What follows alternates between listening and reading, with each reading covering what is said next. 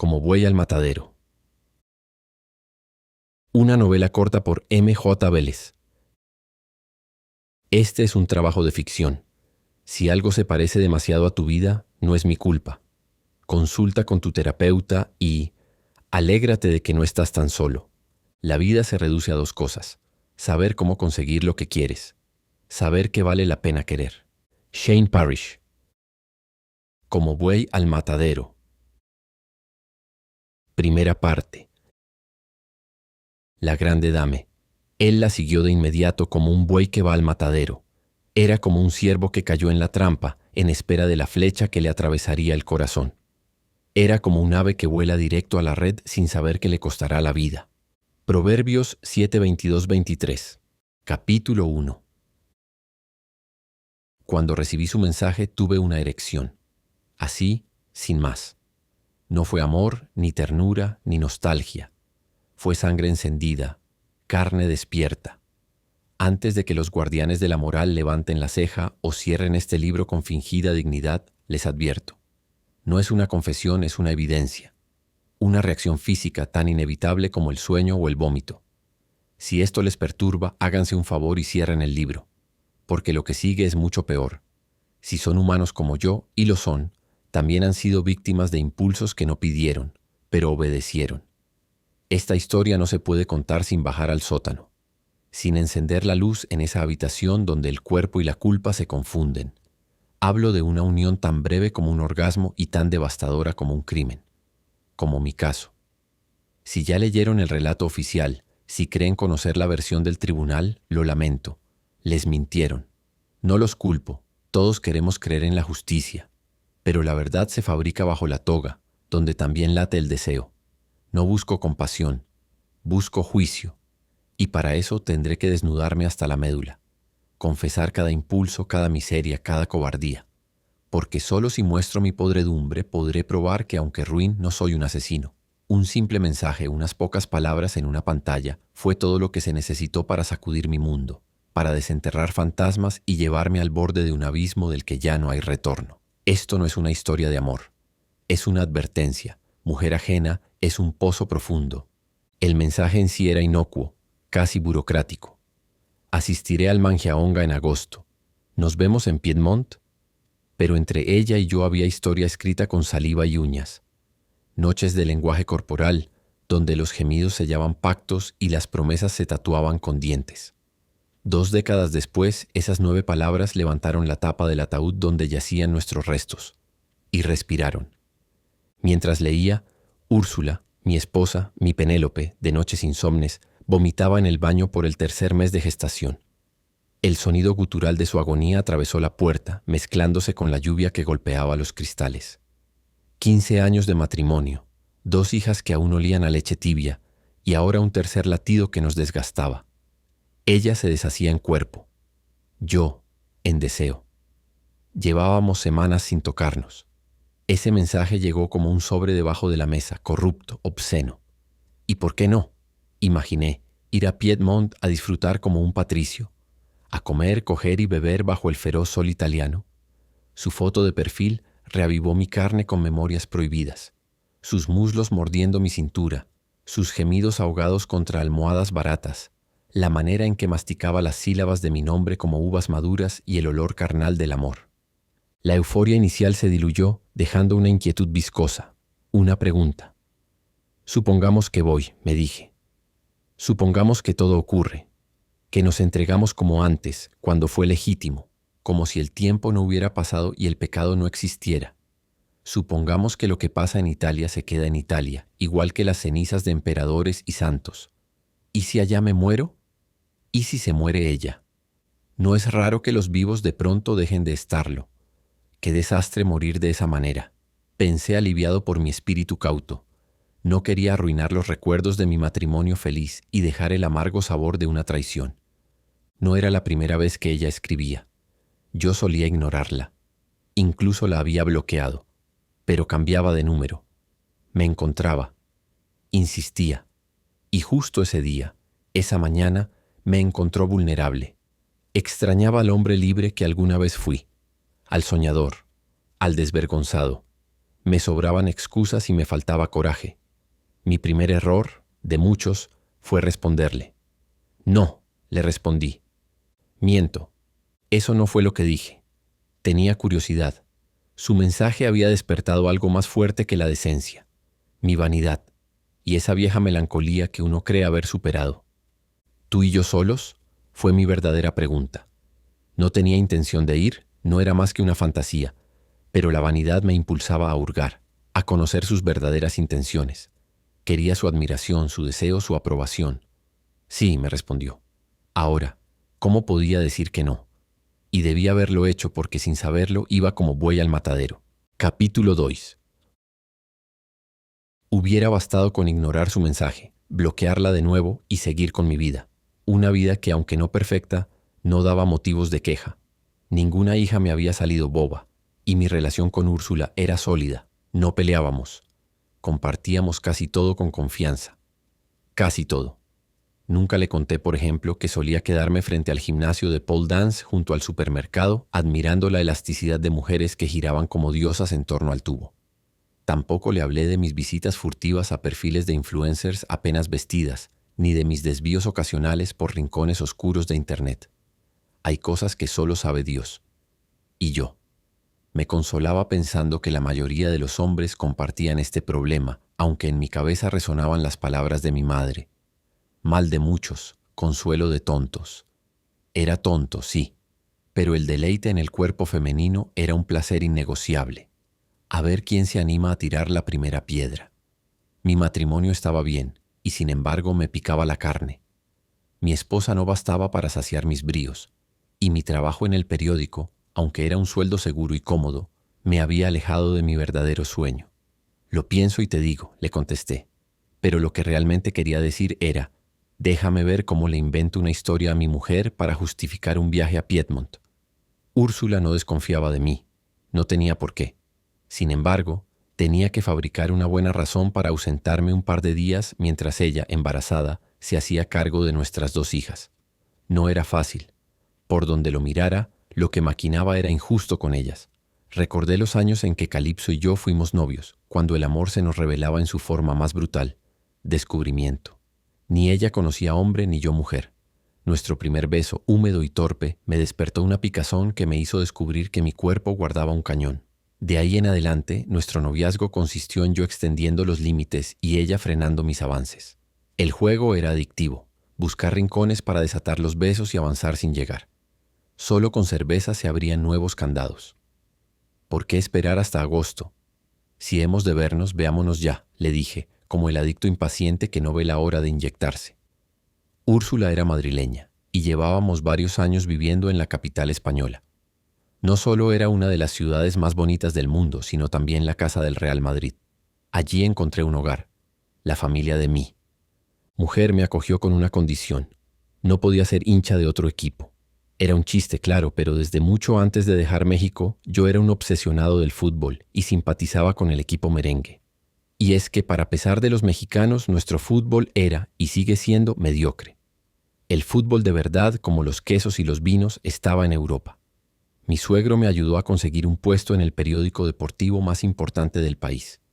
Yo quería ser director técnico, pero tuve que conformarme con ver partidos y escribir sobre ellos.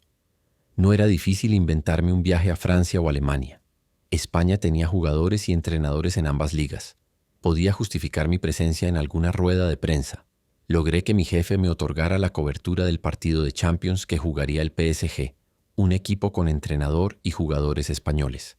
No era fácil hacerse con partidos de octavos, muchos se los peleaban, pero como el PSG no era el equipo más apetecido y yo tampoco era el periodista más consagrado, me lo acreditaron. El partido era lo de menos. Hacía días que pensaba con la cabeza equivocada. Úrsula se alegró. Un partido en el extranjero era una buena señal para mi carrera. Aceptó sin problema que me quedara un día más para conocer París, una ciudad que aún no había pisado. No físicamente, al menos. En los libros la recorrí decenas de veces, en distintos siglos y con distintos ojos. Los de Dumas, los de Víctor Hugo, los de Napoleón en sus memorias. Siempre me atrajo esa ciudad, no por romántica, sino por arrogante. Pese a todos sus defectos, los franceses sostenían una tradición literaria envidiable, como los rusos. Tal vez por eso resultaban tan problemáticos. Grandes pensadores, grandes problemas. Algunas culturas hacían muebles, otras preguntas incómodas. Como cada vez que viajaba, Úrsula me ayudó a empacar y se cercioró de que tuviera el pasaporte, las medicinas, analgésicos para los dolores de cabeza, una pijama y unas pantuflas. Me encargó además unos macarrones de regalo. «Me vas a hacer mucha falta», me dijo. «Sabes que no me gusta estar sin ti». «A mí también me van a hacer mucha falta mis mujeres», le dije, con un sabor amargo en la boca. Me besó varias veces, más de lo que nos habíamos besado en los últimos 3 meses. Me dio un abrazo apretado y largo. Luego se disculpó. «Sé que solo te vas por 3 días, pero ya me haces falta». Ni ella ni yo sabíamos que esa despedida sería la última. Capítulo 3. El hedor amoniacal de la estación de París me golpeó al descender del tren. La multitud hormigueaba en un caos coreografiado, maletas chirriantes, susurros en idiomas fracturados, una bofetada de realidad que contrastaba con el vértigo anticipado en mi garganta. Intentaba no sucumbir al pánico. Me sudaban las manos y tenía las famosas mariposas en el estómago. ¿Y si no venía? ¿Si me dejaba plantado? La imaginé riéndose en algún café de Montmartre, y viejos fantasmas de nuestra relación agonizante me asaltaron. Habíamos terminado, y no de felicidad precisamente. Además, la macabra idea de morir en sus brazos ajenos me perseguía como una sombra, pura y legítima paranoia. Pero mi cuerpo, traidor y sabio, ardía. Como un jugador compulsivo puse todas las fichas sobre la mesa. La vi emerger entre la niebla de vapor y cigarrillos, como en uno de esos recibimientos icónicos de la Bombonera. El aire se esfumó de mis pulmones y mi corazón se hundió debajo del abdomen. Ninguna foto capturaba aquella geometría letal. Tacones de estilete elevaban piernas doradas, esculpidas como mármol. Cada paso una declaración de guerra a mi cordura. Me mordí los nudillos, celebrando mi corrupta decisión. Quería fundirme en esa piel, llegar a donde el sol no alcanza, y sentí el aguijón del remordimiento. ¿Cómo pude renunciar a esto? Qué injusto con Úrsula. Estaba ahí para calmar los bríos, no para enredarme la vida. ¡Ja! Ingenuo. El anillo de matrimonio me quemaba el dedo. Úrsula había tejido ese círculo de oro con promesas que ahora se enredaban en mi conducta. Me sentí como Odiseo llegando a Ojigia, pero yo no venía de Troya. Nuestras miradas se cruzaron. Ninguno habló. El silencio, incómodo para otros, fue nuestro reconocimiento. Se acercó y me abrazó con tal afecto que daba la impresión de que el tiempo no había pasado. Era como si nuestras vidas fueran una traición a nuestras emociones. Al tener su nuca bajo mi nariz, inhalé su perfume, el mismo de nuestro noviazgo. No era casualidad. Ese perfume, anclado a mis primeras memorias sensoriales, me quería vulnerable, sumiso. No se dejó besar en público.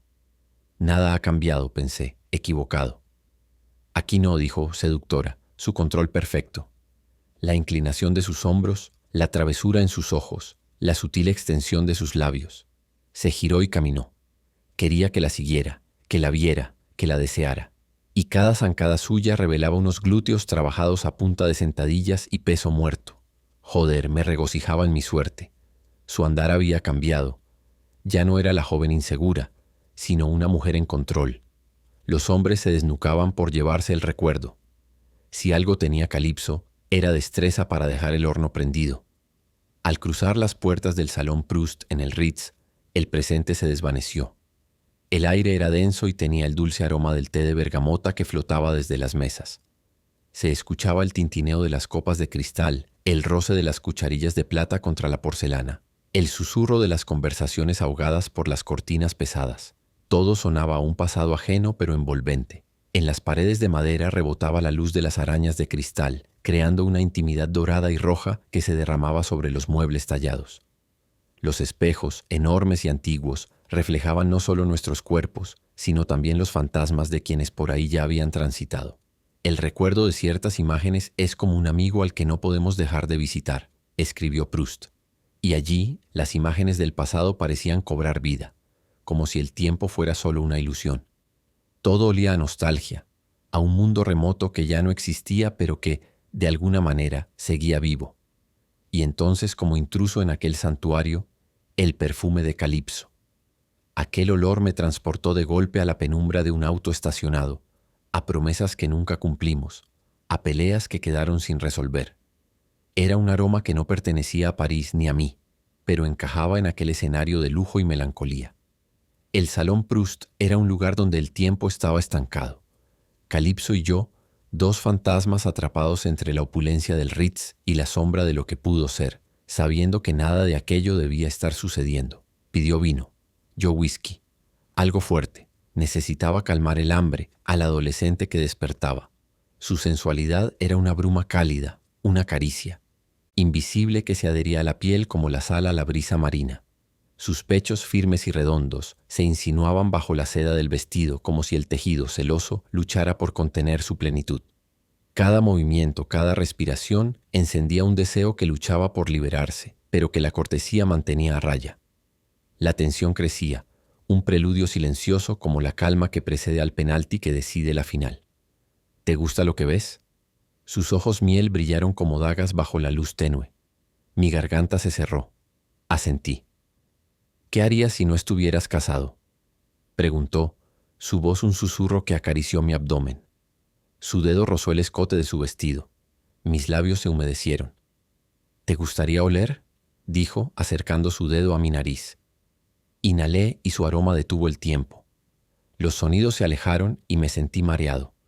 Regresó su mano a su pecho, deslizándola con suavidad bajo la seda del vestido.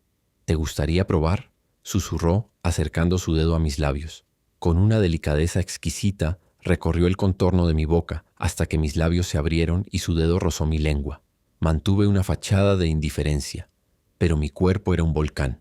La tensión palpable se intensificaba con la conciencia de que no estábamos solos. Sacó su dedo de mi boca y lo llevó a sus propios labios, saboreando mi rastro. «Qué pena que no puedas hacer nada al respecto», dijo, cargada de reproche. Se levantó y se disculpó, alejándose despacio. Sabía que la miraba. Bebí mi whisky de un trago, un acto reflejo para ocultar mi nerviosismo. Pedí otro, para enmascarar la ausencia del anterior. El licor se extendió por mis venas, una ola de calor que me relajó, o me exaltó, como suele suceder con el alcohol. Al regresar a la mesa, su rostro había cambiado.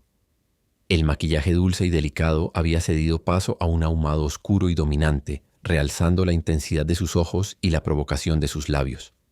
Su expresión emanaba autoridad, una invitación silenciosa a la obediencia. Un collar grueso, ceñido a su cuello, evocaba una imagen de sumisión que me resultaba irresistible. Su vestido, ahora de cuero, se adaptaba a sus curvas con una elegancia que desafiaba la vulgaridad, transformándola en una musa sofisticada. Antes de sentarse me entregó un regalo, una pequeña caja envuelta en papel rojo. El escote en V de su vestido revelaba los costados interiores de sus senos, delineando la línea mágica que los separaba. ¿Y estos?, pregunté, sorprendido de que fueran mis primeras palabras desde nuestro encuentro. Su mirada cargada de picardía se encontró con la mía, y sus labios negros se curvaron en una sonrisa seductora. «Ábrelo», dijo, su voz suave y dulce. A mi edad los regalos eran sinónimo de deuda, de compromisos indeseados. Como periodista deportivo, la ética me prohibía aceptar obsequios de clubes o deportistas. Calipso, mi exnovia, representaba un riesgo mayor. La idea de que mi esposa recibiera un regalo de un antiguo amor me resultaba intolerable. Al abrir la caja vi unos encajes de fina costura, una tanga culotte. «Huélela», dijo su voz apenas audible. «Me la acabo de quitar». Esas 5 palabras bastaron para perderme. ¿Por qué estas cosas no me pasaron con mi esposa?, pensé. No quería parecer un pervertido, así que acerqué la caja a mi rostro y aspiré la gloria. Más allá del aroma del jabón, la esencia femenina me transportó a un estado primitivo, salvaje. Ni el licor más viejo del mundo podía competir con esa embriaguez. Bajo la seda púrpura encontré un collar de cuero negro, idéntico al que estrangulaba su cuello. No supe qué sentir. Un escalofrío me recorrió la nuca. Aquello no era un regalo, sino una invitación a un juego peligroso. La miré a los ojos, buscando una explicación, pero solo encontré una mirada intensa, expectante. Antes de que pudiera reaccionar, su pie se deslizó entre mis piernas y ejerció una presión dolorosa. «¿Te da miedo?», preguntó tocándose el collar. «No es miedo, es...». Tragué saliva mientras buscaba una excusa adecuada. Su pie ejerció más presión. El dolor y el éxtasis se entrelazaron, sometiéndome a su voluntad. Saqué el collar, dispuesto a jugar. Su pie, ahora una garra, dibujaba círculos de fuego. El cuero del collar se cerró alrededor de mi garganta. Ya no era un marido, ni un periodista, ni un hombre. Era carne obediente, dispuesta a arder y consumirse. Capítulo 4. Al llegar al mostrador, pidió una a la habitación. Me ofrecí a pagar, un gesto instintivo, pero ella se negó con vehemencia. ¿Qué crees que diría Ramón si llego sin recibo de hotel?, preguntó con ironía. ¿Quién es Ramón?, pregunté sabiendo que era una estupidez. No insistí. El Ritz se salía del presupuesto del periódico y del mío. Era un lujo para pocos. Le entregaron la llave de la habitación 429 y la seguí como un autómata, arrastrado por una fuerza invisible. La opulencia del lugar me abrumaba. Los otros huéspedes, ataviados con prendas de alta costura y cargados de maletas de diseño, me hicieron sentir fuera de lugar. Estábamos en París, en el corazón del lujo, y yo, un intruso con collar de perro. Los hombres, impecables con sus trajes y corbatas de seda, irradiaban clase. Las mujeres, esbeltas y elegantes, lucían prendas que no solo realzaban sus curvas, las volvían inaccesibles.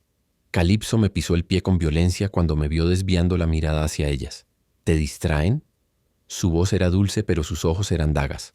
Logré evitar un gemido, ahogado por la mezcla tóxica de dolor y placer. Sus celos me halagaron en ese momento, cosa que en el pasado terminó por hastiarme y alejarme de ella. Negué con la cabeza y ella agregó: entonces cierra los ojos. O mejor, mírame solo a mí. El cuero frío del collar no era un adorno. Era un narigón que Calipso usó para desarmarme. Ya no hubo cortesía ni lenguaje. Ella, transformada en diosa de mirada venenosa, me arrastró a una jungla donde yo era la presa. Me obligó a lamer, a obedecer, a desechar mi humanidad por un segundo de su paraíso. Y lo hice. Dios lo hice. Porque el deseo, cuando muerde, no entiende de dignidad, solo de hambre. Y yo estaba dispuesto a pagar el precio por un solo bocado. Fuimos los últimos en entrar al elevador, repleto de miradas curiosas. Calipso, frente a mí, me ofrecía la visión de sus labios carnosos y húmedos. Se acercó a mi oído, su aliento cálido rozando mi piel, y susurró, invitándome a morder la manzana. «Tócame el culo». Me dejó expuesto a la mirada de todos. Su atrevimiento, su descaro me desarmaban. Calipso se giró ofreciéndome sus glúteos. Levanté con cuidado el vestido, revelando la piel desnuda. No llevaba bragas. Las tenía yo en la cajita. Posé mi mano sobre el fuego. El corazón me palpitaba como después de un susto y la sangre me quemaba el cuerpo. Calipso se giró y su mano impactó mi mejilla con una fuerza inesperada. Había furia en sus ojos y me asusté. «Aguanta, perro. De rodillas y di perdón, Madame Karen», dijo en francés. El calor dio paso a un frío glacial. Sentí mil agujas en el hígado. El miedo paralizaba mis neuronas.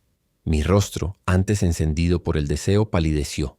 No entendía sus palabras, pero la humillación no necesitaba traducción. «Arrodíllate y di perdón, Madame Karen», repitió en español, su voz cargada de autoridad. No tuve elección. A pesar de la confusión y la rabia, me arrodillé, mi orgullo hecho trizas. «Perdón, Madame Karen», escupí con miedo. Estaba expuesto. Calipso acarició mi cabeza como se acaricia la de un perro. «Ese es un buen perrito», dijo, antes de ofrecerme un macarrón que ella misma me metió en la boca. «Toma, una galletita para ti». Levanté mi cuerpo, pero no la mirada. Sentía los ojos de todos como golpes sobre mi piel. Juicios silenciosos que me reducían a la nada. Ni siquiera me atrevía a masticar. Aceptar el macarrón era aceptar el castigo por algo que ella me había pedido. Además, los macarrones me recordaban a Úrsula y eso, incluso para mí, era demasiado. Mordí y tragué, concediéndole la victoria. Era de crema de pistacho, mi favorito. Todo lo que tuviera crema de pistacho me ganaba el duelo. Los pecados sicilianos se redimieron con ese manjar culinario. Al salir del elevador sentí un impulso irrefrenable de golpearla. Quizás no entendía las reglas o quizás no estaba hecho para el juego. La agarré del brazo, la sometí contra la pared y la besé con una pasión descontrolada. Quería devorarla. Sentí que ella respondía al beso, su excitación palpable, hasta que su rodilla impactó mis huevos con una fuerza devastadora. Un lamento de dolor escapó el cerco de mis dientes. «¿Te di permiso de besarme, perro?», dijo. Ajustó su vestido, su cabello, su maquillaje. «A menos que te lo indique, no tienes permiso de hacer nada». El golpe me dejó anulado. No recordaba haber sentido un dolor tan intenso, ni siquiera en los partidos de fútbol o las peleas de escuela.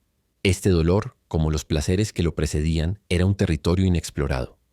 Mi única reacción fue huir. Con gran esfuerzo me puse de pie y me dirigí al ascensor, pero el recuerdo del episodio anterior me hizo optar por las escaleras. Calipso me siguió, su voz burlona resonando en el pasillo. ¿Qué te pasa?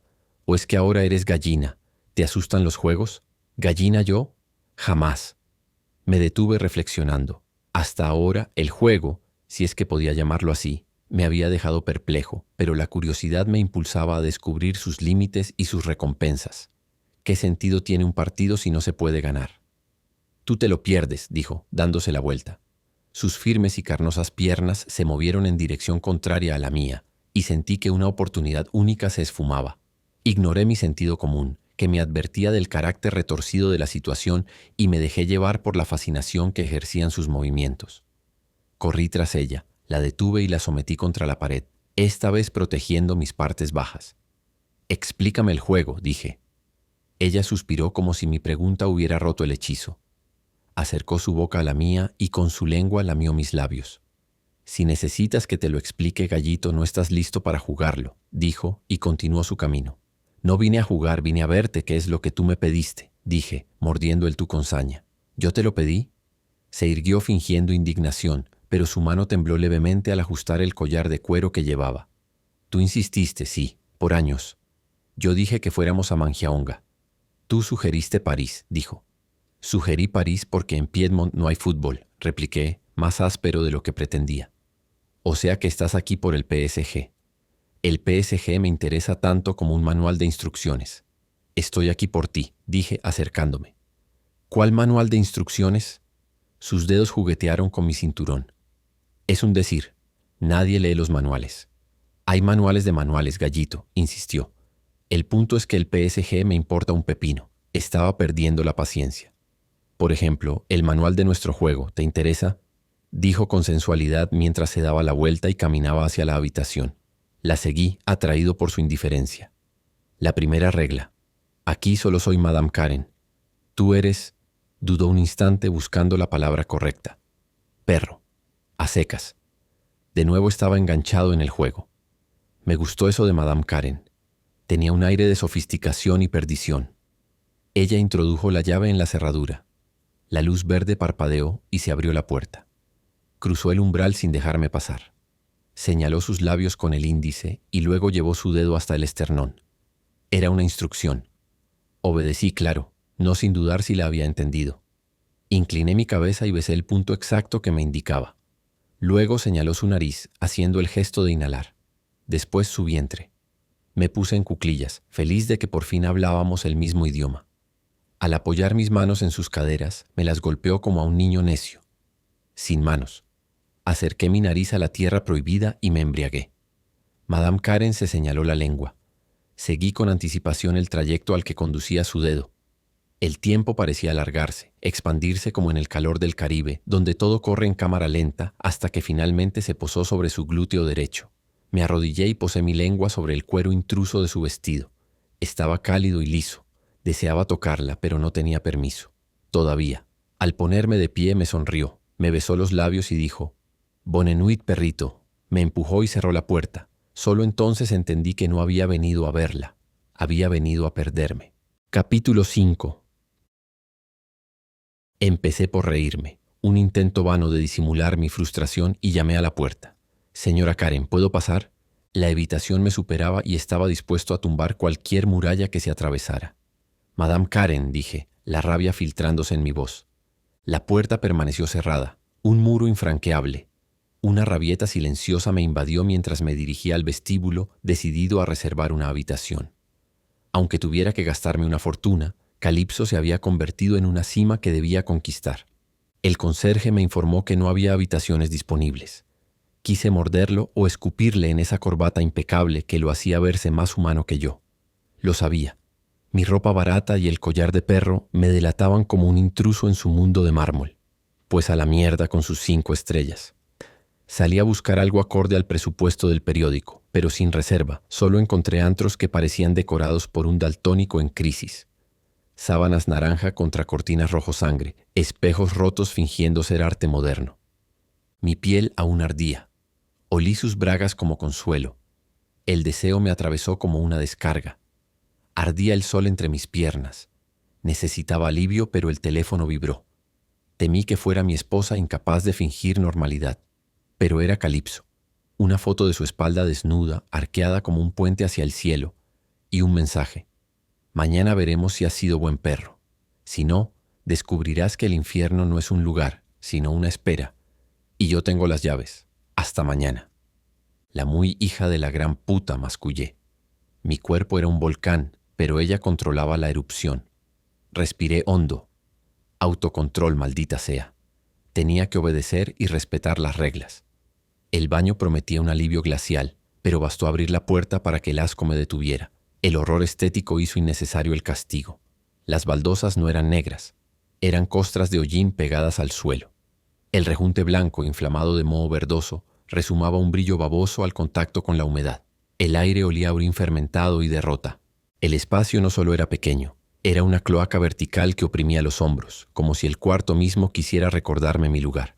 Quise apoyar la mano en la pared, pero la retiré al instante. La superficie estaba fría y viscosa como la piel de un pez muerto. En ese instante entendía los sans-culottes. A 2 cuadras del lujo obsceno, cualquier hombre quemaría París con tal de no sentirse un perro olfateando las sobras de un banquete ajeno.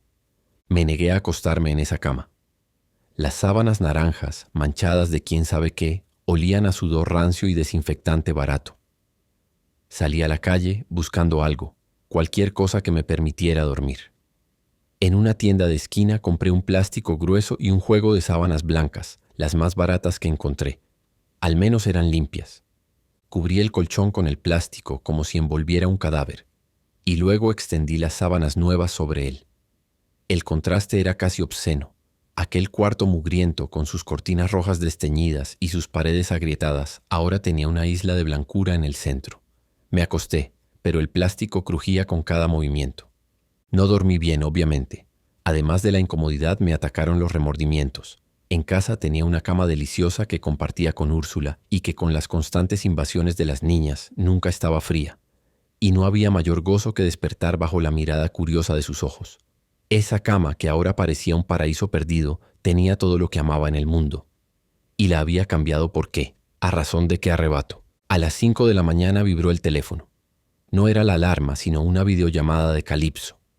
Contesté y su figura apareció en la pantalla, practicando yoga con una precisión que parecía más coreografía que ejercicio.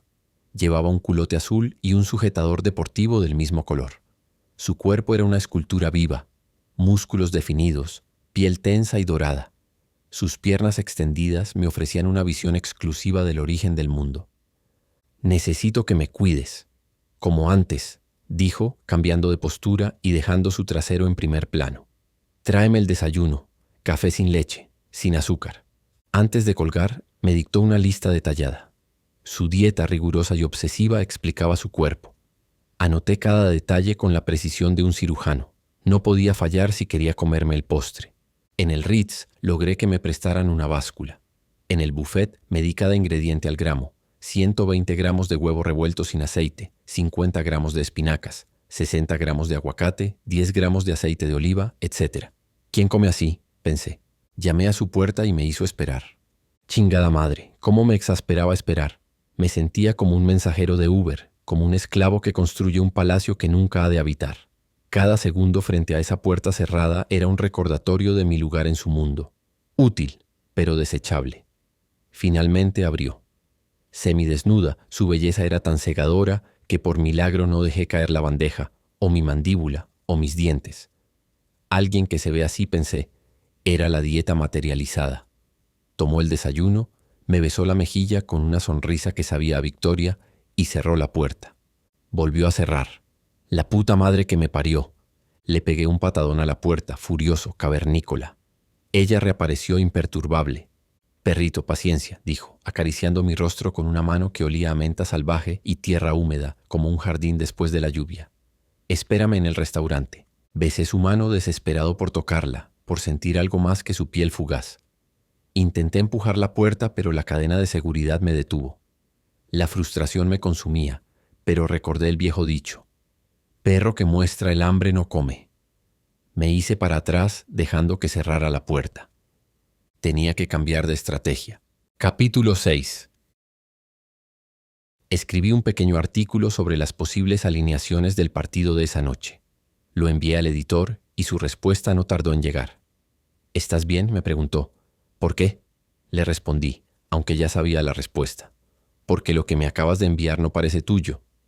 Tenía razón, no era el mejor periodista, pero si algo llevaba mi nombre, tenía que ser garantía de calidad. Sin embargo, esa mañana en París no fue así. En vez de corregir mi trágico descuido, mis esfuerzos estaban dirigidos a la sirena venenosa. Ni siquiera con Úrsula y las niñas, que a veces demandaban todo mi tiempo, había descuidado la calidad de mis escritos. Esto era otra cosa. El deseo no me confundía. Me transformaba. Se metía en la sangre, reconfiguraba mis neuronas y me convertía en bestia. Me agrandaba los dientes, la nariz y la lengua, y me empequeñecía el cerebro. Antes de los partidos del Madrid solía hacer ejercicios de respiración para relajarme. Puede sonar infantil, pero era un ferviente seguidor. Para el equipo blanco, todos los partidos eran de vida o muerte. En la Casa Blanca no se permitía perder. Dejar puntos era entrar en crisis. La exigencia era del más alto nivel. Por algo eran los reyes de Europa. Al día siguiente de ganar una Champions, ya estaban trabajando para ganar la del año siguiente. No siempre lo conseguían, pero esa exigencia los acercaba al podio año tras año. Los mejores periodistas que conocía tenían filosofías similares. No se dormían en los laureles de una buena historia. Al día siguiente ya estaban trabajando en la siguiente. Mi matrimonio, del que siempre me había sentido orgulloso, era así, de alguna manera. Cada mañana nos besábamos y nos alegrábamos de estar juntos, haciendo nuestro mejor esfuerzo por hacer feliz al otro. No importaba que el día anterior hubiera sido perfecto. Teníamos una dinámica en la que queríamos que todos los días fueran mejores, pero algo se había roto desde que empezó el último embarazo. Su malestar físico me llevó a asumir todas las tareas domésticas y el cuidado de las niñas. Ni siquiera lo había pensado hasta que me encontré en París, a merced de mi capricho. Cuando más lo necesitábamos, habíamos dejado de aspirar a la Champions. Un hombre normal, con sentido común, hubiera agarrado su maleta y se hubiera ido a casa, donde tenía todo. Pero yo, en ese momento, ni era hombre, ni era normal. Solo me funcionaba una cabeza y no era la que piensa. Vibró mi celular. Un mensaje de Calipso. Me voy. Lo arruinaste todo. Me cago en la madre, pensé, mientras salía del hotel a toda prisa y corría hacia el Ritz. Llegué al restaurante donde se suponía que debía esperarla, pero no lo hice. Ella ya no estaba, pero sí el aroma de café, de pan caliente y hojaldre con azúcar. Recorrí la planta baja, evitando las miradas de los empleados bien vestidos que parecían reprochar mi presencia. Calipso no estaba ahí. Subí al cuarto piso y toqué la puerta de su alcoba, pero nadie abrió. «Ya está, se fue», murmuré. Sentí alivio. Calipso se había ido, y con ella, la tentación. En términos prácticos no había sido infiel, es decir, no había pasado nada, ¿cierto? Pero también sentí un vacío, como si algo se hubiera roto. Había llegado muy lejos, pero había perdido. Y a diferencia del Madrid, yo no podía cambiar de técnico. No tenía a quien echarle la culpa. Recordé a Úrsula y a las niñas, y me pregunté si podría mirarlas a los ojos y pretender que nada había pasado. La señora de la limpieza me sacó de mi ensimismamiento con un francés que no era nativo. Yo no hablaba el idioma de Alexandre Dumas, pero podía distinguir que esa mujer no era francesa. «English», le dije. «Pool», respondió. «Lady is pool». Aunque mi inglés tampoco era lo mejor, sabía que pool era piscina o billar. No me imaginaba a Calipso jugando billar, así que como un imbécil decidí buscar la piscina. Imbécil, porque lo que debía haber hecho fue irme al Parque de los Príncipes, prepararme para el partido y salvar mi empleo. Capítulo 7. Nunca quise ser agua hasta que la vi nadando. Llevaba un traje de baño azul con acentos rosados. Un espectáculo. Su piel bronceada era acariciada por el agua, y tuve celos. Calipso nadaba de norte a sur, o de este a oeste, no lo sé. Ejercitaba su espalda, sus brazos, y me torturaba. Veía en cámara lenta cómo el agua se desplazaba por su derriere y descendía por la entrepierna. Era la imagen perfecta para desquiciarse. La piscina del Ritz, a la que se accedía bajando por unas escaleras Scarlett O'Hara, era una obra maestra del clasicismo. Un legado del reinado de Luis el XIV, aunque inspirada en las termas romanas. Todo en el espacio respiraba elegancia y orden. Columnas de mármol blanco coronadas con capiteles corintios se alzaban como guardianes de un pasado glorioso, sosteniendo un techo trompeloide abovedado que imitaba el firmamento, con nubes difusas y un sol que nunca se ponía. Predominaba el blanco, creando una atmósfera de pureza y grandiosidad. Solo el agua rompía esa monocromía, con su tono celadón robado al Caribe. Un aroma inconfundible, Lambre Ritz, flotaba en el aire, emanado por velas encendidas. En un muro lateral, un mural abría una ventana a otro mundo. Una piscina imperial rodeada de jardines exuberantes, donde dioses griegos se asoleaban sosteniendo fuentes vivas. Una utopía pintada, como el mismo Ritz. No había lugar para imperfecciones. Los cuerpos que pululaban allí pertenecían a las páginas de una revista de moda. Mujeres en bikinis de seda y batas vaporosas que flotaban como extensiones del aire. Hombres con bañadores de diseño y cortes de pelo que costaban lo mismo que un salario mínimo. Algunos flotaban en el agua, otros descansaban en tumbonas, tomando cócteles en vasos de cristal tallado. Y allí estaba yo, la mancha, la nota disonante en ese clair de lune, con mi collar de cuero y mi desesperación. Me detuve al borde de la piscina, esperando que se acercara. Me vio, pero me ignoró y siguió nadando. Otro golpe que me aferró más a ella, como a los perros que entre más duro les das. Me senté. Supuse que tardaría unos minutos, pero Calipso tenía un estado físico envidiable. Durante la hora que nadó, el orden y la pulcritud del lugar se posaron como fuerzas opresoras sobre mis hombros. No hacía ni 24 horas mi vida era así, un templo edificado a base de esfuerzos y pequeños triunfos. Pero así como esa piscina podía derrumbarse en un terremoto, Calipso me había derrumbado a mí. Cuando salió del agua, tuve envidia de su toalla. Tenía la licencia que yo aún no conseguía y por la que había venido. Ni me miró. Subió por las escaleras Scarlett O'Hara, dramáticas y majestuosas que ofrecían una vista panorámica del lugar. Se tomó su tiempo peldaño a peldaño sabiendo que su figura de reina, erguida y alta, estaba a la vista de todos. Su salida fue teatral y magnánima. Entró al ascensor y antes de que pudiera alcanzarla, cerró la puerta. Subí por las escaleras, corriendo como alma en pena. Tropecé y rodé lo que había subido, golpeándomela. Cabeza contra la pared. Todo se volvió blanco. Me incorporé, adolorido, pero movido por la adrenalina, y seguí hasta el cuarto piso. Llegué justo cuando Calipso cerraba la puerta de su habitación. Caca de rata, mascullé con rabia. Respiré hondo y decidí no tocar. No quería parecer desesperado ni humillarme más. Como un perro atado al poste del andén, me quedé esperando afuera. Me senté en el piso y fue entonces cuando sentí una sustancia cálida y espesa deslizarse por mi cabeza. Era sangre, un impacto asesino, pero entre todas mis preocupaciones la que menos me apremiaba era la sangre. La dejé correr. Mi madre siempre decía que un hombre con prioridades claras no actúa por impulso. Si me hubiera visto en ese estado, si me hubiera visto mi dulce Úrsula. Sabía que el partido era a las 9, pero para un periodista eso no importa. El día de partido empieza desde que amanece. El celular vibraba sin tregua, mi jefe pedía avances, y yo estaba lejos, persiguiendo la historia que no era. Estuve cerca de convertirme en la noticia. A punto de cumplir mi premonición, no morir en sus brazos, sino persiguiéndola escaleras arriba. Corriendo detrás de su amante, muere periodista deportivo al caerse en las lujosas escaleras del Ritz. Imaginé los titulares amarillistas. ¿Mi amante? Calipso era de todo menos mi amante. Pero ¿quién lo creería? Sentado en el corredor, quedaba a la vista de quien pasara.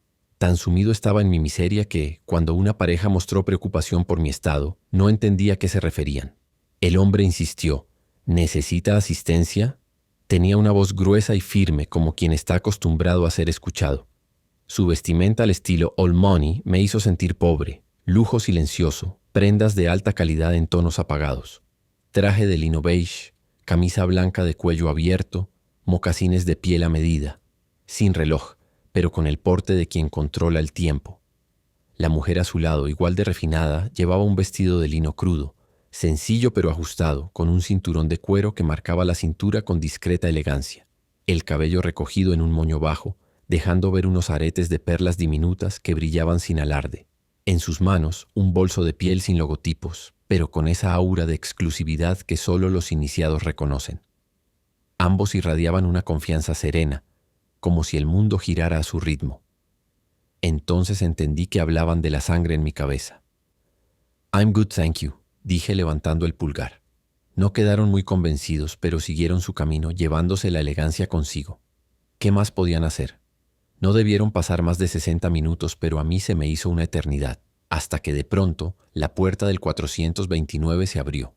Se abrió, porque así parecía, que lo hacía sola, lenta, como una orden silenciosa. Que entrara. Y sentí alivio. Hasta ese momento estaba convencido de que no la volvería a ver. La puerta abierta no solo era una invitación, era una rendija al infierno disfrazado de banquete. Y yo, con hambre. Capítulo 8. El cuarto 429 olía a naranjas en flor, un aroma que perforó mis defensas como un alfiler caliente, dulce, ácido, el olor de Calipso cuando cumplió sus gloriosos 20 años. Respiré hondo, sabiendo que cada partícula de aquel aire envenenado llevaría su nombre escrito en mis pulmones. El Ritz era más que un hotel, y sus suites, más que alcobas, eran palacios privados. Mis zapatos, manchados de polvo parisino, se hundieron en las alfombras persas con la irreverencia de un mendigo en un restaurante. Las paredes, en tonos pastel, contaban historias de nobleza, mientras que los muebles Luis XIV, con sus sillas doradas, imponían una majestuosidad que marcaba mi presencia como una grieta en la porcelana. Los cortinajes, pesados y decadentes, caían en cascadas de seda y terciopelo, enmarcando las ventanas que daban a la Place Vendôme, donde un triunfante Napoleón me observaba con su espada, recordándome que mi lugar era en la arena y no en este palacio de vanidad. En el centro de aquel microcosmos, un sofá guardaba como un trono, y sobre él ella, Calipso desplegada como odalisca decadente, reclinada con una majestad que eclipsaba el lujo del entorno. Un sostén de seda bordado con hilos dorados realzaba su busto, mientras que una falda de gasa turquesa se deslizaba por sus piernas, revelando destellos de su piel bronceada. Un velo de seda carmesí, salpicado de diminutas lentejuelas, caía sobre sus hombros. Brazaletes de oro y piedras preciosas adornaban sus muñecas y tobillos, tintineando suavemente con cada movimiento. Sus pies, descalzos y adornados con anillos de plata, descansaban sobre cojines de seda bordada. Una esclava, queriendo ganar la atención de su sultán, me observaba con una sonrisa que prometía tanto placer como peligro. Sentí lástima de no tener un lienzo y la destreza de Jean-Léon Gérôme para pintarla. Quería llamar a mis amigos y presumirles mi suerte. Esto era demasiado para solo 2 ojos. Gallito, susurró, y la piel se me erizó al reconocer esa voz. Miel con filo de navaja. Te sangra el alma por la frente. Su reacción me confundió. Era otra mujer, o mejor dicho, era la mujer que fue mi novia, dulce, cariñosa e inestable, lejos de la Madame Karen que pretendía ser. Me guió al baño sin tocarme, como si mi cuerpo respondiera a un imán enterrado en sus huesos. Todo aquí era mármol y cisnes de oro que vomitaban agua de manantial suizo. Las toallas melocotón, el tono que mejor halaga el desnudo femenino, según el difunto Ritz, llevaban bordadas sus iniciales en hilo dorado, un recordatorio sutil pero inequívoco de que este no era un lugar cualquiera. Era el Ritz, donde cada detalle estaba diseñado para hacerte sentir como si el mundo girara a tu alrededor. Todo olía a dinero viejo y pecados nuevos. Pensé en Úrsula y en cómo le hubiera gustado este lujo y a mí compartirlo con ella sin la interrupción de las niñas. Me sentó en la bañera, sus uñas recorriendo mi cuero cabelludo, produciendo placer y escalofríos. Me ofreció agua. No tenía por qué dudar de su contenido. Tenía un residuo blanco en el borde que atribuía la obsesión del Ritz por la perfección y bebí. El líquido sabía a menta fría, pero con un regusto metálico, como monedas bajo la lengua. La cercanía de su piel descubierta y su pecho que quedaba a la altura de mis ojos me sofocaban el intelecto. Puse mis manos sobre su cinturita, descubierta pero me las golpeó con los dedos, lo que me hizo sentir como niño regañado. «No toques», dijo en tono regañón que me recordó a mi abuela que no me dejaba tocar las cosas de su escritorio. A fin de que se vestía así.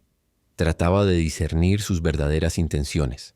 ¿Por qué recurrir a tanta molestia si al final habría de quitarle todo? «Quiero hacerte una pregunta», le dije con la intención de suavizar el impacto de lo que quería decir. «Hace 2 horas me escribiste que te ibas y ahora estás vestida como odalisca. ¿A qué juegas?» Me miró a través del espejo y se dibujó una sutil sonrisa en sus labios. «¿Cuándo fue la última vez que te abriste la cabeza por follarte a tu mujer?», murmuró, limpiando mi sangre con meticulosidad de forense. Nunca pensé, dándome cuenta de su egocentrismo. Respiró profundo y agitó su cadera. Las lentejuelas tintinearon como un sonajero. Mientras hablaba se movía sensualmente como bailarina árabe. Yo no quiero ser un refrigerio antes del partido de las 9, ni un aperitivo antes de ir a la oficina, ni el cuento de buenas noches. Yo quiero ser el menú completo, gallito. La fuerza que drena el cuerpo. La novela épica, el centro del universo.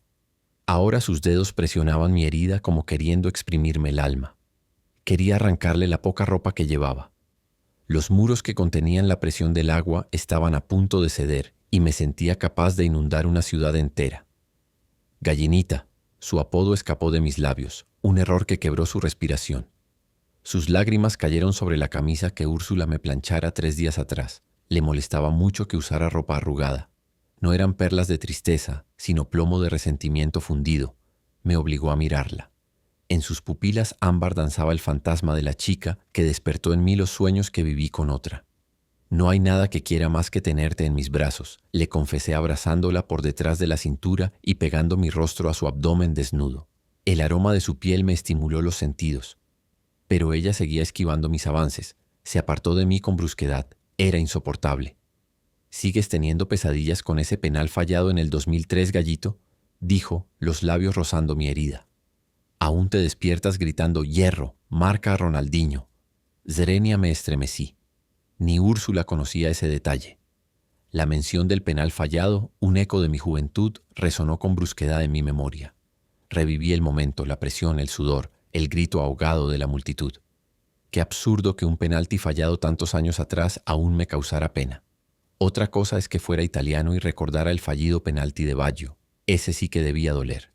Ambos éramos cicatrices andantes, prisioneros de un pasado que se negaba a morir. ¿Qué tal te va sin mí? ¿Todavía sueñas conmigo? Una acidez subió por mi garganta. Me agarró el rostro, sus ojos suplicantes, una entrega que no quería recibir. Qué ingenuo fui al creer que esto era una aventura, una parada. No se lo dije, pero sí soñaba con ella. Muchas noches, a pesar de mi voluntad, me encontraba con ella en la tierra de Orfeo, y aunque el escenario variaba, el nudo de los sueños era que nos librábamos de la vida que nos separaba, y cuando estábamos a punto de entregarnos, despertaba. Solían ser sueños eróticos sin coito. Ella me miraba tratando de leer mis pensamientos. «Dime que no te va». «Muy bien», sonrió. Eran las palabras de la canción de Rafael. «Que en realidad quieres volver».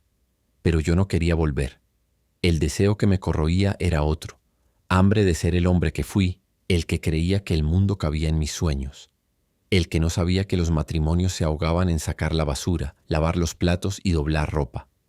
«Viniste por esto, ¿no?». Sus dedos encontraron la cicatriz en mi deltoides izquierdo, una rústica C y una D, la una al lado de la otra, inseparables. A revivir al chico que escribía tácticas de fútbol en servilletas, al que soñaba con llevar a México a la final de un mundial. Sentí vergüenza. Era el sueño de un joven inmaduro e ingenuo, el mismo que bajo el efecto de la euforia talló con vidrio la marca que ella acariciaba con melancolía. Su tacto me recordó el dolor que infligí con orgullo porque, según yo, esa era nuestra alianza. Me presentó su deltoides derecho. Su marca también seguía allí, aunque la de ella empezaba con mi inicial, una D y una C. Nuestros ojos se cruzaron con la intensidad de aquel día a orillas del Golfo de México, en Yucatán. Después de creernos casados, disfrutamos de una deliciosa cochinita pibil, que al día siguiente no la dejó salir del hotel por irritación estomacal. Mucho chile. La besé. O me dejé besar. Su lengua sabía a caramelo rancio y menta recién partida. Cuando sus manos treparon bajo mi camisa, imaginé a Úrsula doblando calcetines en Madrid, cantando canciones de cuna a nuestro nonato. Tenía una voz suave, profunda, melancólica, que no solo arrullaba a las niñas, también yo caía presa de su encanto. La culpa me atravesó como la espada del Napoleón de bronce, pero seguí adelante. Era más fácil fingir que admitir que estaba ahí por puro miedo. ¿Era miedo o deseo? Miedo a que la vida me pasara de largo, a que me convirtiera en un fantasma de mí mismo. Quizá ya había muerto y no me habían enterrado. Era un hombre que había perdido los sueños. Detuvo el beso cuando por fin sentía que avanzábamos y tiró una granada. ¿Dejarías a Úrsula por mí? Porque sabía su nombre, nunca se lo dije. Me había espiado. Miré la granada con resignación Estaba por estallar y convertir aquel templo de mármol en una escena de guerra, en un reguero carmesí. Me puse de pie decidido a marcharme. Quedaba un instante para poder salir ileso. Podría aún regresar a casa sin silla de ruedas.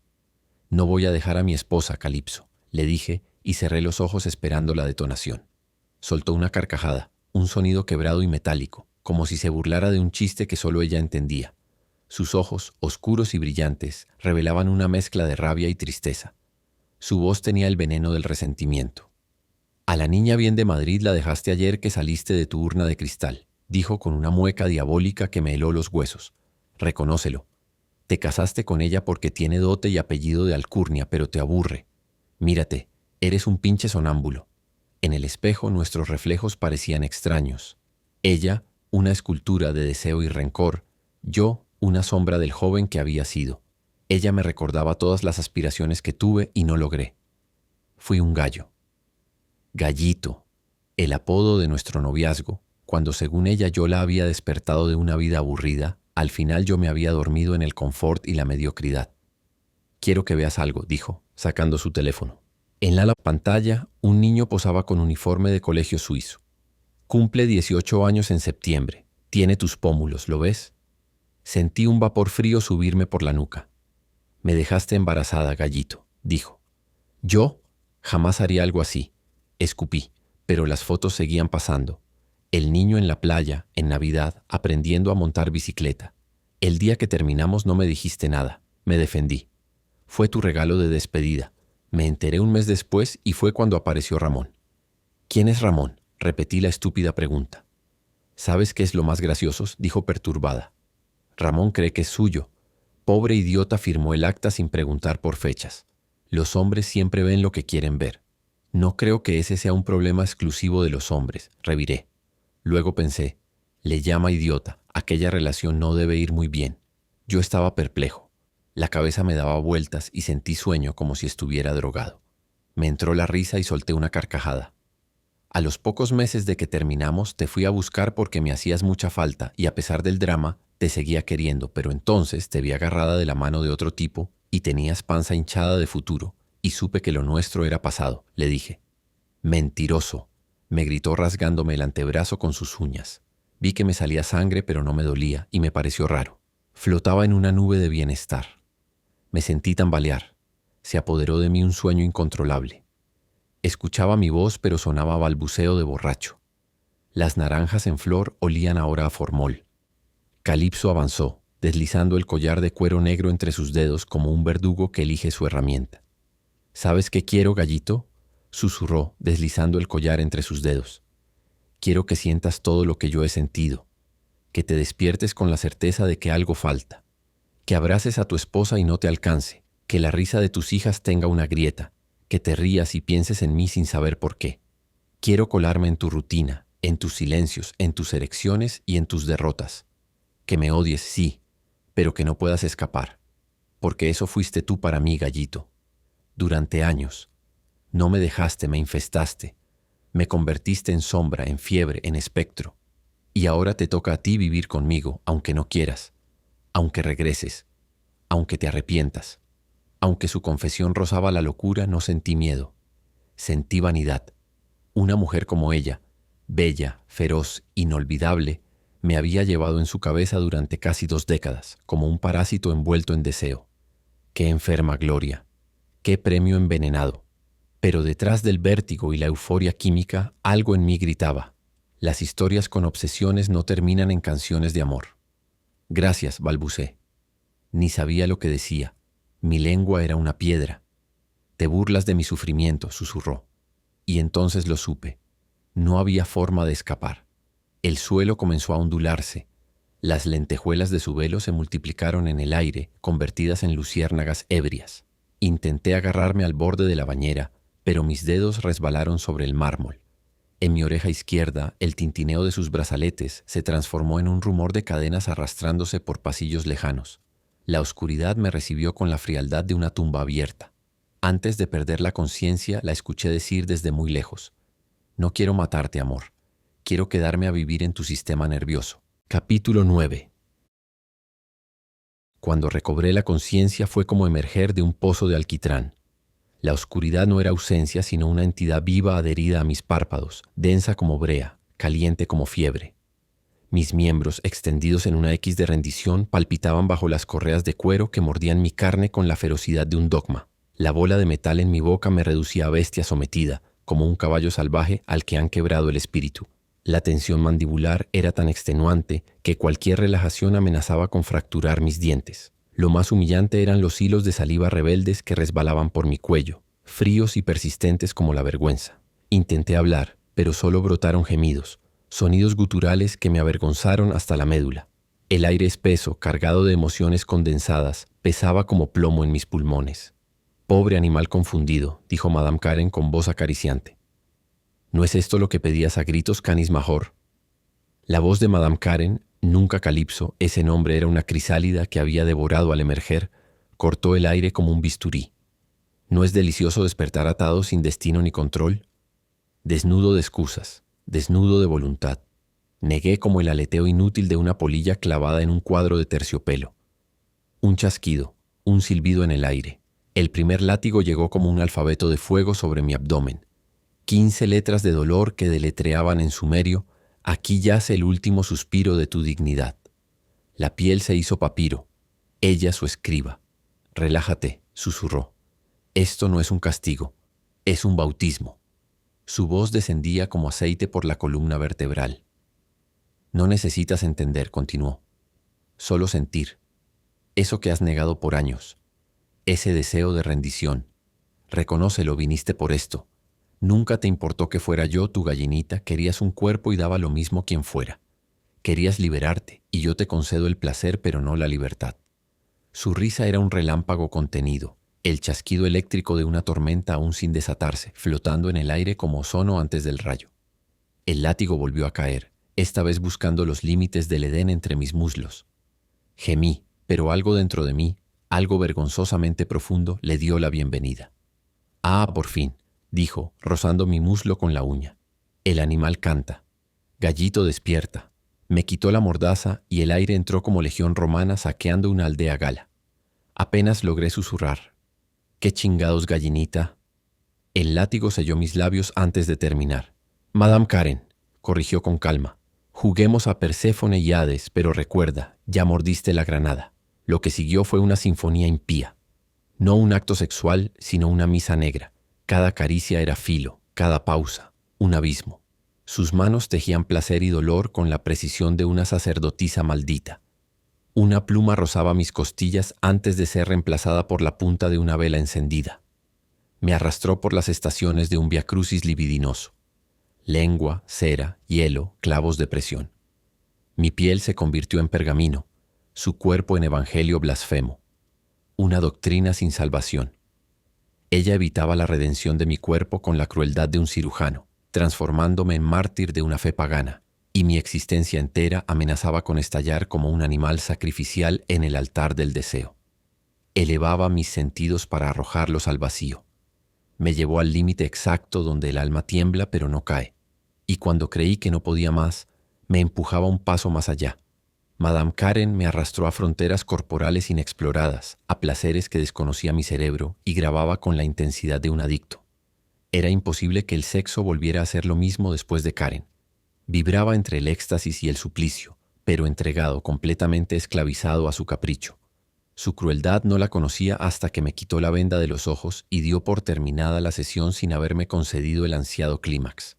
Había experimentado a ciegas, y cuando los ojos enviaron información nueva al cerebro, lo desalentaron la presencia de la cámara, un cíclope indiferente. Su ojo de vidrio de dios posmoderno grababa mi desnudez, convirtiendo la carne en espectáculo. Su pupila de vidrio me diseccionaba, traduciendo jadeos a algoritmos, convulsiones a memes.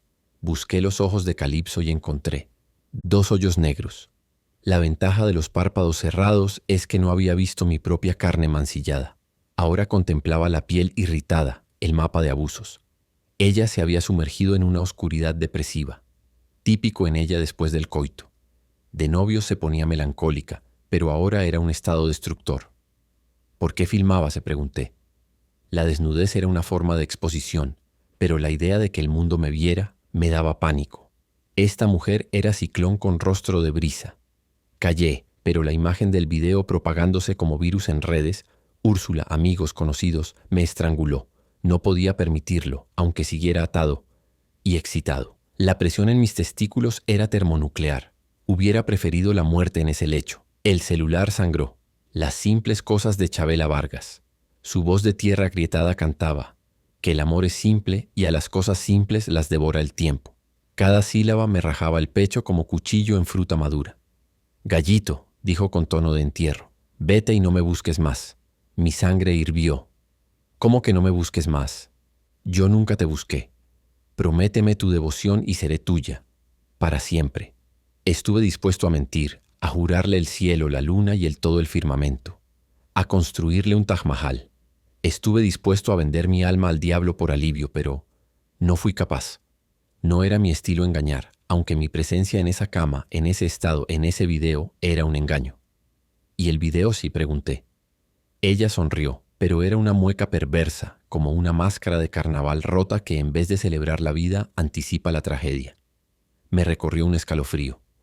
Un rictus así no debería pertenecer a ningún rostro humano, y sin embargo encajaba con espeluznante perfección en el suyo.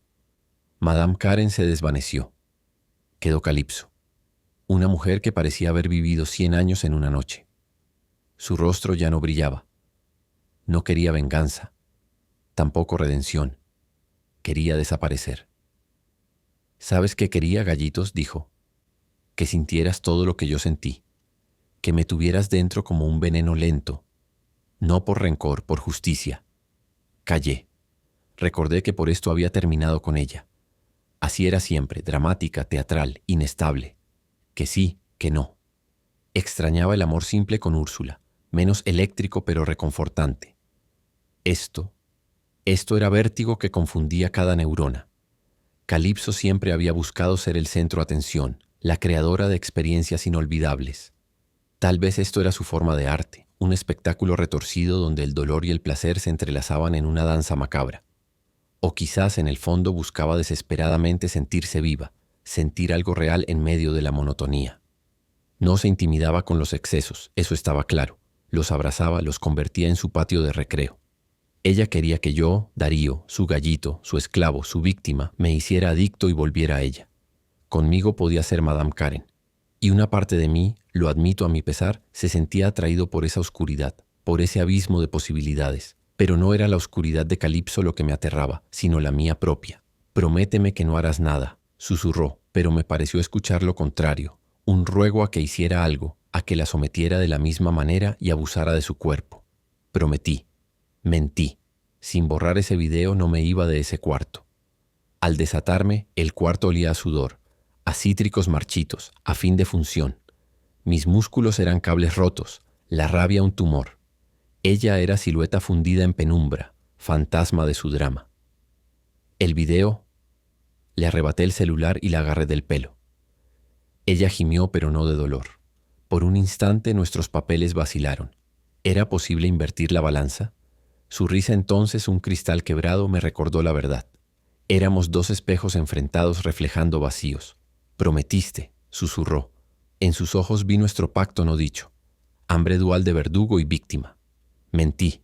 Ahora el zumo de granada fermenta en tu hígado. Una vez libre, era hora de escupir el fuego acumulado, como un dragón herido que en vez de volar arde desde adentro. Lo anterior no había sido mi culpa. Me creí con derecho a reciprocidad. Y en el fondo, una parte de mí ansiaba el próximo capítulo de nuestro teatro perverso. Había probado el sabor de los granos de granada y ahora todo otro alimento sabría a ceniza. Capítulo 10.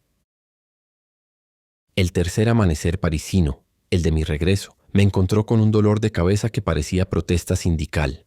Las cervezas de la víspera, liturgia fallida para concentrarme en el partido, habían culminado en un artículo escrito con dedos de sonámbulo a las 4:07 de la mañana. Ironía del oficio. Aquel engendro periodístico yacería en el osario de la página 17, mientras el verdadero cadáver fumigaba mi reputación desde las pantallas. El móvil convulsionaba en la mesilla. 183 notificaciones. 183 clavos en mi ataúd social. Dejé pasar minutos, miedoso, antes de revisar. Ninguno de Úrsula. Alivio venenoso. Fuera lo que fuera, no le había llegado a ella. Mi vergüenza aún era clandestina. Entre el enjambre digital, el mensaje de Calipso brillaba como escorpión bajo luna llena. Cuando leas esto, ven. Urgente. Los demás eran jeroglíficos modernos. Cuidado, te ahogas en el Sena. Marcos, redactor deportivo. Culazo. Rafa, siempre poético. Ojalá haya valido la pena. Clara, la que me hacía ojitos. Un enlace a X-Click. Ahí estaba yo en el ascensor. Arlequín de rodillas en el Ritz, recibiendo el látigo de su risa grabado en píxeles indelebles. Trending topic. Marqué a Úrsula. 7 tonos que resonaron como campanadas fúbres. Silencio. Entonces el mensaje del jefe. ¿Qué coño, Darío? ¿Eres tonto o te haces? Hasta mi jefe se había enterado, y cómo no, esto apenas empezaba y se me iba a venir el mundo encima, lo llamé. ¿Qué demencia tienes?, rugó ofuscado. Estaba distraído, mentí, mordiendo el costado sangrante de mi lengua. El artículo es diarrea intelectual, una basofia, me dijo. ¿Hablas del artículo?, pregunté aliviado. ¿Y de qué más? No soy tu director espiritual, pero a ver cómo se lo explicas a tu mujer. A ver cómo se lo explicas a tu mujer. Absolutamente, estaba jodido. Recogí el pantalón del piso que no recordaba habérmelo quitado. Noté unas gotas de sangre y entonces me acordé de mi cabeza. Me llevé la mano a la herida y no solo tenía un chichón, tenía una costra enorme. Era una herida sin tratar. Pensé en bañarme, pero Calipso me pedía que fuera tan pronto como leyera su mensaje. Decidí acudir a su llamado. Quizás entre sus juegos perversos yacía un antídoto. Quizás. El espejo me devolvió un reflejo lamentable. Por dignidad me lavé la cara, las manos y los dientes. Organicé mis cosas y salí con todo. Sabía que a ese hotel ya no volvía. El trayecto al Ritz fue una procesión de miradas láser. Cada turista un fiscal, cada camarero testigo de cargo. En el ascensor mis reflejos en los espejos multiplicaban la vergüenza. Un ejército de Darios avergonzados. El cuarto piso exhalaba perfume a lujo enmohecido. Me atacaron los recuerdos eufóricos del día anterior y me entró el antojo de repetir lo vivido. No, Darío, me decía. Esto tiene que terminar ya. La escucharía, daría mi opinión y me iría lejos. Qué equivocado estaba, madre mía.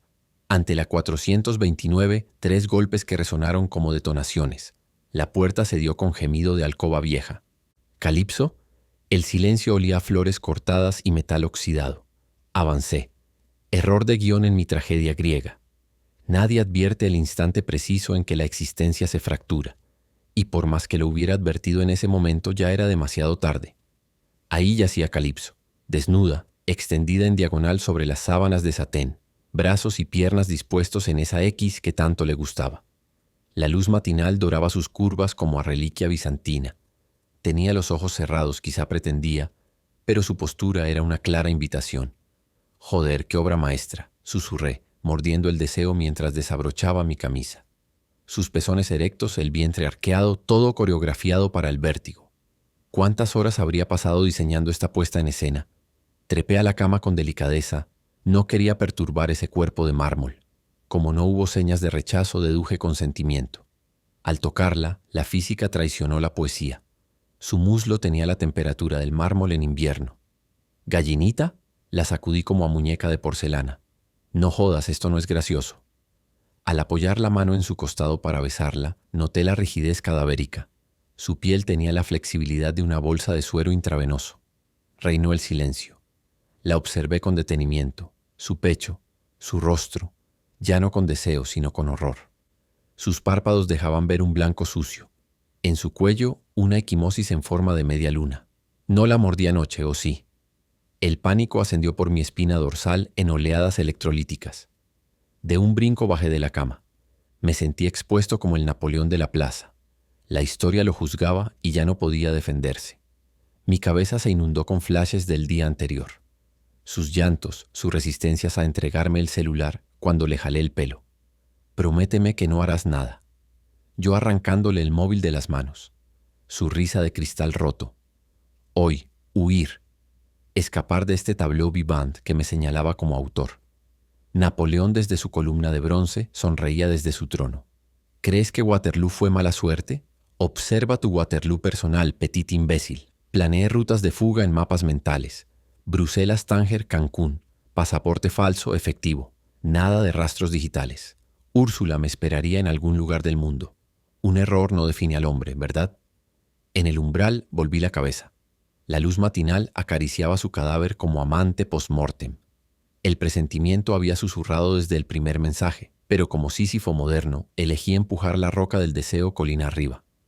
Ahora rodaba sobre mí, aplastando todo a su paso. Así terminó la parte buena de mi vida.